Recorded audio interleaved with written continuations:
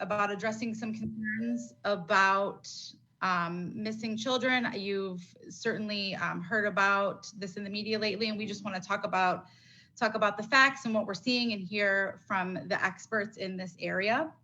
I will record today's meeting and I'll make that available to all of you after the meeting. So I'll go ahead and start that recording now. Recording in progress.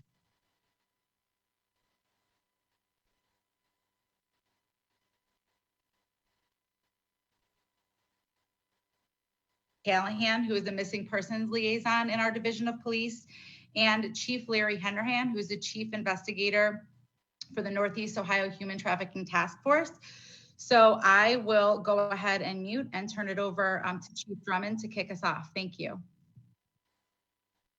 Good morning and thank you and welcome everyone. I appreciate everyone tuning in. I think we're going to have, I think, a very robust conversation, but I think I want to make sure that we bring some clarity to some of the things that have been reported over the last week and a half, 2 weeks relative to missing persons and more specifically missing juveniles in the city of Cleveland. I just want to bring clarity and make sure that we clear up some of the misinformation I believe is out there. In the city of Cleveland, we have approximately 5 detectives, and we have 5 detectives in each of the 5 neighborhood police districts that are assigned specifically to missing persons, not just missing juveniles, but just missing persons in general.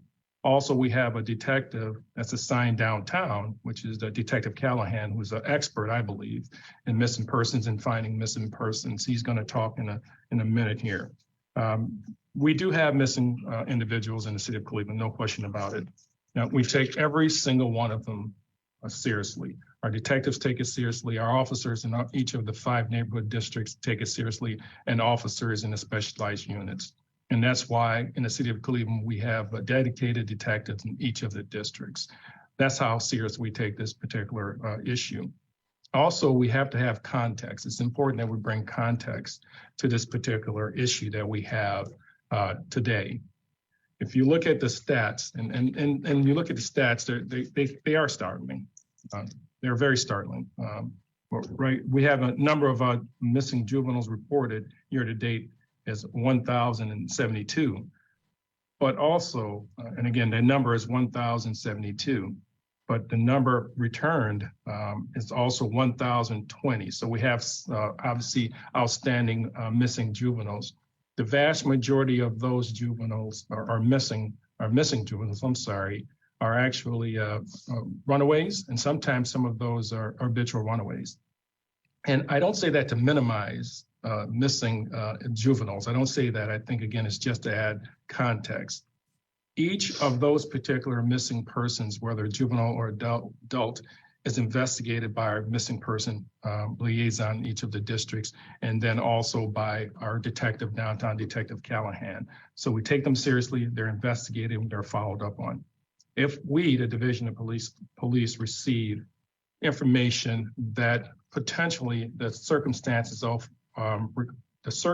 are suspicious in nature, we have our units within each of the districts and downtown who are called out to investigate it.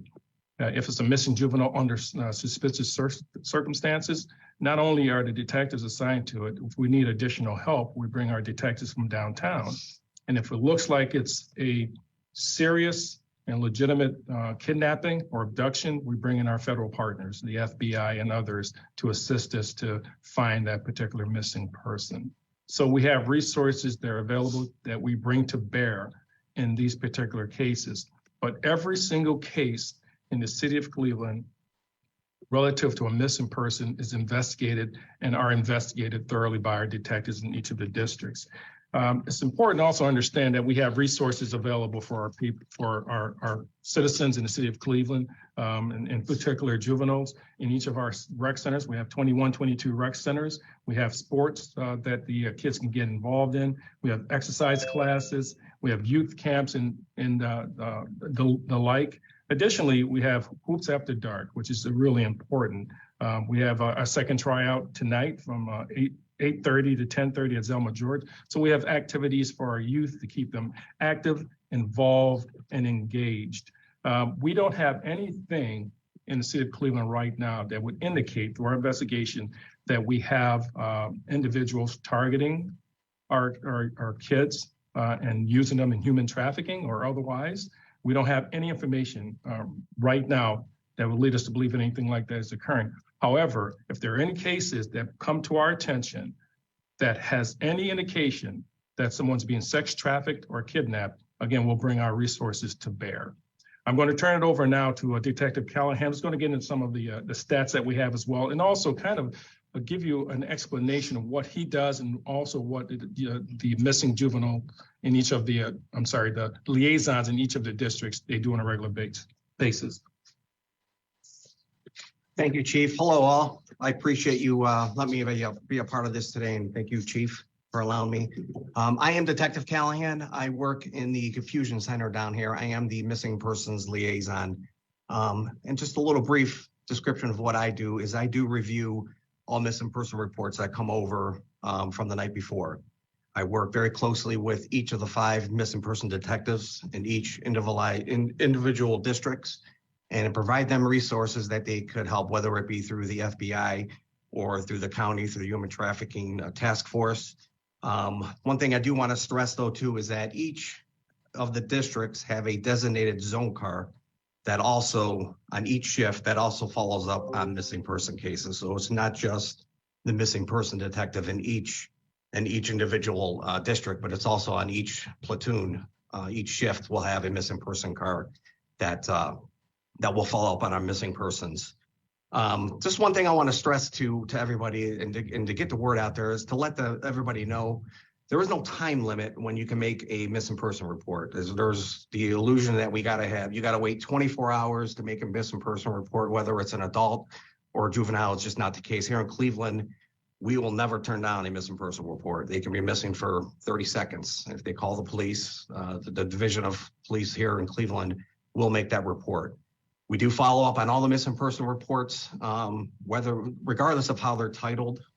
We treat them all the same. So whether they're, depending whether it's an adult or elderly or juvenile, they all get followed up. And they all get followed up the same way. And again, if the investigation leads us to other incidents, then we will call on the FBI or the human trafficking task force if needed. Couple of things that I just did want to mention, that any kind of tips that you might have on a missing person, I would like and just get the word out there to call 621-1234. That's the non-emergency number for the Cleveland Police, or 911. Or if you want to make an anonymous tip, you can call Crime Stoppers, and that number is 216-25-CRIME. And then get that information. You'll remain anonymous, and that'll get to the proper people in regards to that investigation. I think. Oh, yes, thank you. Yes, one thing I did want to mention is the pictures. I also, down in the Fusion Center, and I do monitor and work on our website here for all the missing people. I do want to mention pictures. Pictures sometimes is a hard thing to get, especially for juveniles. So my word of advice to all parents out there is to talk to your children, know what they're doing, know who they're talking to, know what their social media accounts are. And in regards to pictures, there's a lot of resources out there that you can get a photo. If you can't get on your children's or your child's social media and take a picture, police need those pictures. It's very important. You could also go to the BMV. BMV will allow children and will take photos and get children an ID. You can be 1 year old if you want and get an ID. You can be 3, you can be 5. It doesn't have to be for a driver's license or just a state ID. So they could go to the BMV, and there's plenty of, I think the county, if I'm not mistaken, will do the fingerprinting kits for us and take photos. So getting the photos out there and giving the police as much information as you can when you make a missing person report, what the child's wearing, where the child's known to hang out, their friends, those sorts of things. All that is instrumental when conducting a missing person investigation. I'm sorry. Oh, yeah. Okay. And I am going to go ahead. I am done here. I appreciate the time, and I'm going to pass it over to Chief Henderhan. Yes, thank you. I'm the director of the Northeast Ohio Human Trafficking Task Force, and what that comprises is we have various law enforcement partners and victim service providers that are part of the task force. Cleveland Police, Cuyahoga County Division of Children and Family Services, Child Canopy or Canopy Children Advocacy Center, Rape Crisis Center, as well as the collaboratives in both Cuyahoga County and Lake County to end human trafficking. And as part of that, it's about information sharing. And we cover 4 separate counties, 3 other counties, including Cuyahoga County. We cover Lake, Ashtabula, and Geauga as well. Whenever there's a missing child, that information is streamlined. And if there's any indication of human trafficking disclosures or information that a child is at risk, it would come through the task force, through our partners, which Cleveland PD is a part of. Being the director of the task force, I have not seen a rise of human trafficking incidents with these missing juveniles. We work hand in hand with Cleveland PD in the event that a missing juvenile comes on the radar that we can assist in recovering. We do go out and try to locate those juveniles. But as of currently, we have not seen a rise in that other than what appears as, recidivism with some of the juveniles. It's becoming summer months. A lot of kids get antsy. They have lack of supervision at home and they want to be out with their friends and, go out into the streets and enjoy themselves in the summer. That's what we're seeing. But if there's any indications of any human trafficking, any intel that we get on it, we do act upon it immediately. What we do have is we have our tip line, which operates 24 hours a day. It's the Northeast Ohio Human Trafficking Task Force tip line, which is 216-443-6085. That can be accessed by anyone. If someone calls that at any time, if they have information of human trafficking, they can call that and it immediately gets sent out to all the investigators, including myself, 24 hours a day. That includes the other avenues that people can notify with tips, what Detective Callahan said with Crime Stoppers. We also work with NCMEC on occasion as well. They also provide additional services and tips that come through, their phone lines. Our federal partner, it was Homeland Security Investigations. They work hand in hand with us as well. They're a part of the task force. We get tips through there and we work with them hand in hand. So we have a good team here in Northeast Ohio that covers every avenue if an incident of human trafficking comes up or is passed along to us. So as far as the information has come out that we've seen an uptick in it, we've not seen it through my task force. It doesn't appear that there's this mass amounts of children that are being, taken and exploited for human trafficking. If it does come up, I urge people to call those tip lines and get us involved. But a child that is missing or is a runaway, they are at risk for other issues, but it does not necessarily mean that they are being human trafficked.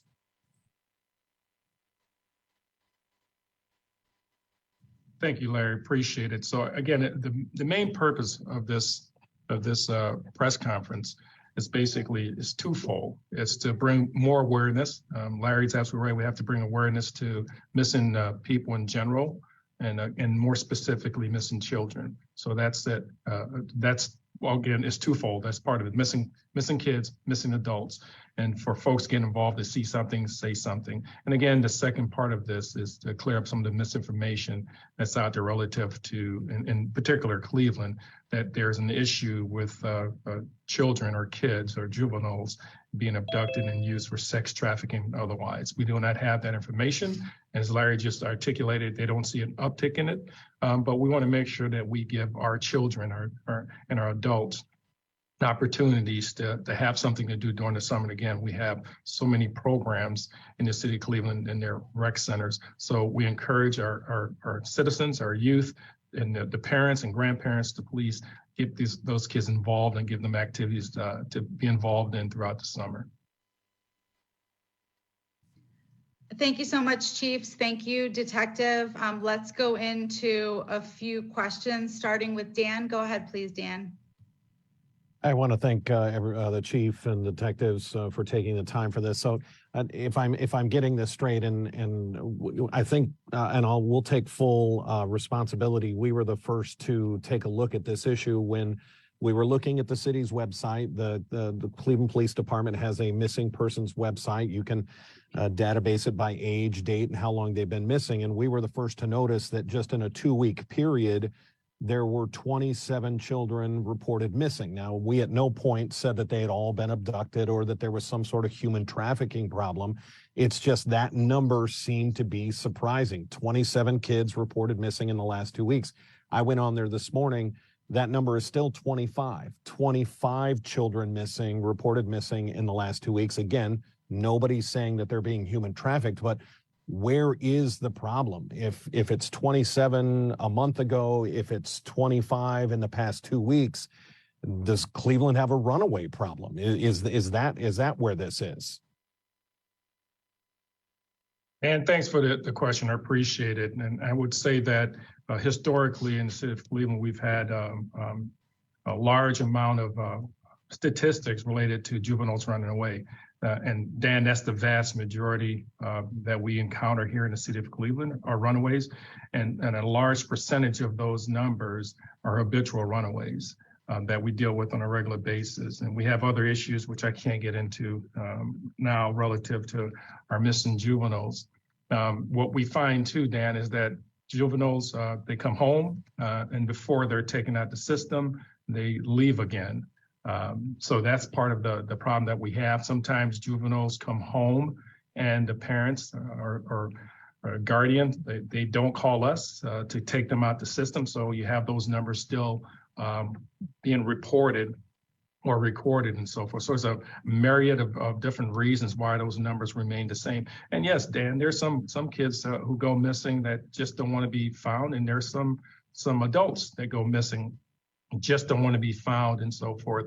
And that doesn't necessarily mean that they're being human trafficked or used for sexual abuse or anything like that.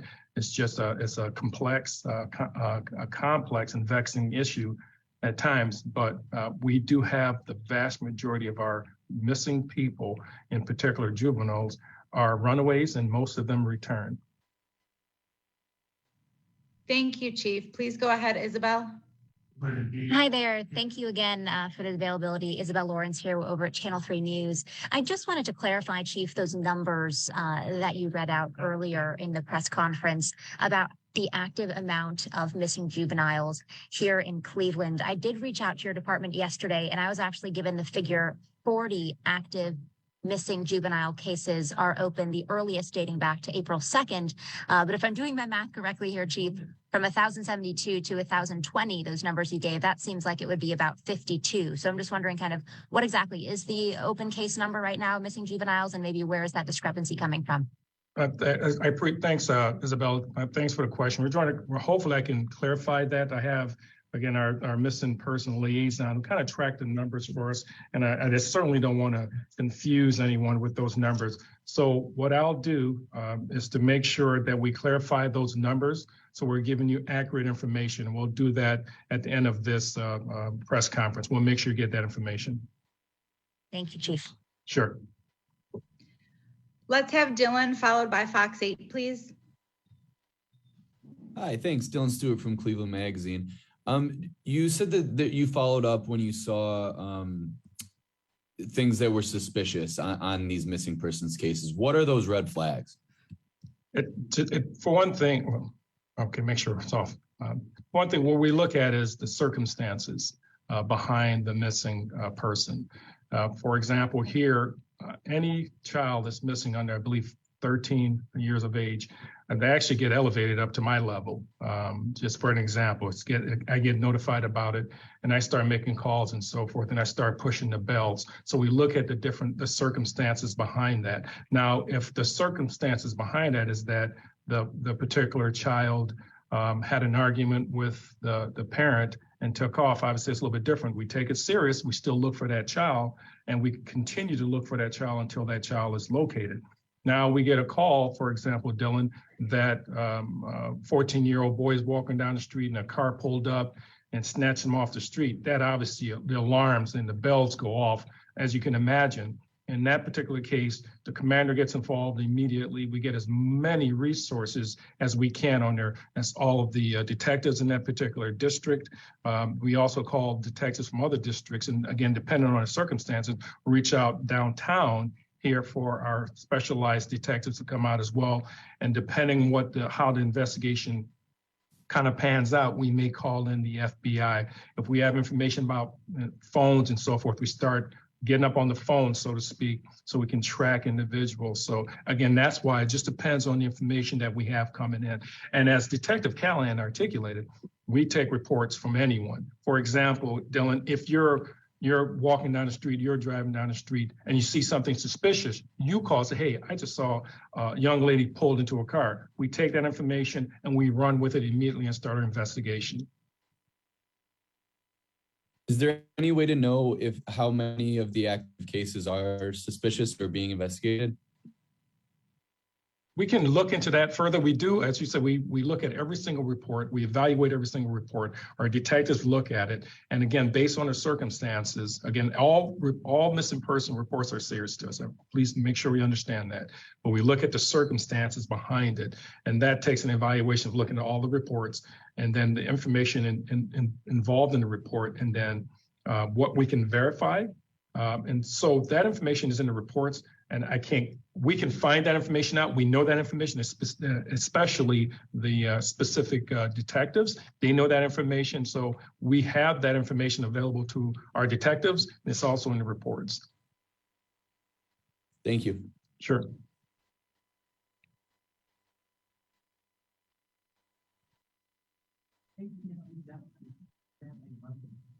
Go ahead, Fox 8. Hi, Maya Belai from Fox 8 here. A couple questions. Is the number of missing kids higher or lower than previous years? And then what additional resources are you all offering to help solve this issue? Thanks. Good question, and I appreciate the question. Yeah, it's up about 20% from when it's about right now, 20%. They're up, and it could be for a variety of reasons. It's the summer months, more kids for whatever reason. I'm sorry to say they go missing. And again, it's for a variety of reasons that we have kids that leave their homes. And the parent, we appreciate the parents or guardians, being very active and calling us so we can find out what's going on. But again, as I stated before, it could be a variety of reasons why they left. It could be based on an argument. It could be just a variety of reasons why they're leaving. And then we take every single one of them seriously. We, again, the detectives will immediately start investigating that. And I would hope that as the detectives are looking, the parents will reach out to us. And we have so many resources here in the city of Cleveland. And I want to highlight again the rec centers and the specialists that we have in our rec centers that can offer aid to all of our residents, and in particular, our residents that are experiencing folks that are leaving or are reported missing, such as a juvenile or an adult. We have resources in all of our rec centers that we can assist those folks, because something like that can be pretty traumatic. So we have, again, folks in our rec centers who can help.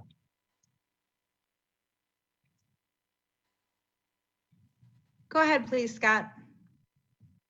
Hey, Chief, you mentioned earlier the large percent are traditionally habitual runaways. Any idea what equals a large percent? Are we talking 50, 75% of these are habitual runaways? Is it 20%? Scott, that's a good question, and I can't quantify that right now, but it is a large percentage. And the reason why I can say that and say that comfortably, Scott, is because I've been a police officer 34 years, a chief for almost a year now. I was a district commander, starting with District 6 and then changed to District 5. And of course, I tracked that, and I tracked it very seriously. And what I found, and again, was the vast majority of our missing people were juveniles, and the vast majority of those were habitual runaways. And I mean, there's a really high amount. I just can't give you 90, 95, 75, but it's a large amount because the vast majority of them, Scott, are returned within a day or two, or by the end of the year, most of them return home. Are there any sort of programs kind of targeting that population to make sure they don't fall into kind of this cycle? Again, a very good question. It's again complex because we're not sure. Could be not sure what's going on in the particular home environment that make kids want to leave. Again, it's a variety of things. It could be, again, something as simple, and we see it, and that's why I keep mentioning it, an argument. It could be something as simple as a child did something at school, and they know that they're going to have repercussions when they get home, so they don't come home. And that seems to be the bulk of it. Things of that particular nature when we're talking about kids, something happens, they take off. They get angry, they take off. But generally, the vast majority of those particular kids do come back home. Again, we have resources throughout the city of Cleveland to help families that are going through issues. Again, our rec centers, I keep pointing to the rec center because we have them throughout the city. We have our specialists in each of the cities that can help our kids and help our adults. And also, if they can't help them, they can recommend or send them to places that can offer assistance as well. And I want to make sure I'm clear that 20% increase, that's year to year, right? As far as missing people? Yes, that's correct. Yes, so it's a 20% increase for this year so far, yes.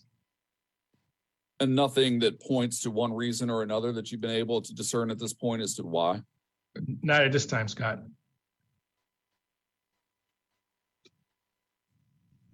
Dan, another question?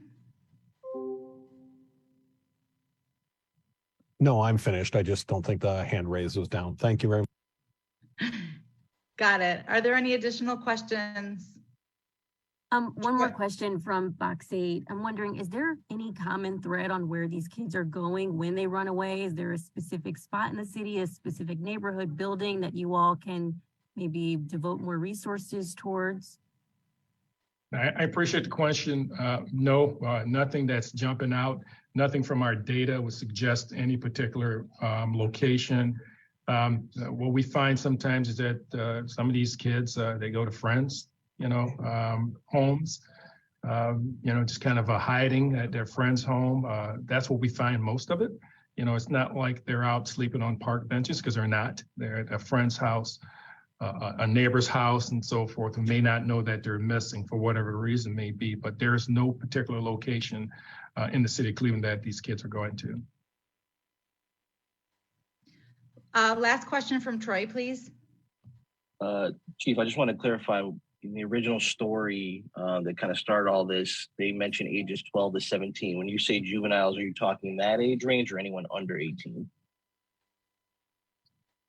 Troy, just anyone, for us juveniles here, for us, is anyone under age of 18.